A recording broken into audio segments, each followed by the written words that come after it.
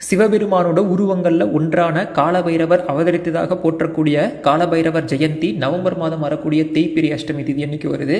அஷ்டமி திதியோட நேரம் பார்த்தோம்னா நவம்பர் 22 மாலை 6:07 இருந்து நவம்பர் 23 இரவு 7:56 வரைக்கும் இருக்கு. அதாவது மாதம் தேய்பிரி அஷ்டமி வந்தாலும் காலபைரவர் ஜெயந்தி அப்படிங்கிறது கார்த்திகை மாசத்துல வரக்கூடிய கிருஷ்ணபக்ஷ அஷ்டமி அன்னைக்கு தான் கொண்டாடப்படுது. அந்த நாள் தான் பைரவர் சிவபெருமான் கிட்ட இருந்து தோன்ற நாளாக கருதப்படுது. இந்த அற்புதமான நாளில் நம்ம பைரவர் நினைச்சு அவருக்கான மந்திரங்களை சொல்லி வழிபடுறது மிகவும் சிறப்பு. என்ன மந்திரம்லாம் சொல்லலாம்?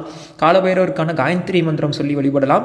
ஓம் காலகாலாய வித்மஹே காலஹஸ்தாய தீமஹி தன்னோ காலபைரவ பிரசோதயாத். அடுத்து ஓம் காலபைரவாய நமக அப்படிங்கிற மந்திரத்தை சொல்லலாம். அடுத்து முக்கியமான காலபைரவ அஷ்டகம் சொல்லலாம். அது கஷ்டமா இருக்கு சொல்றதுக்கு அப்படின்னா எத்தனை முறை முடியுதோ அத்தனை முறை கேட்கலாம்.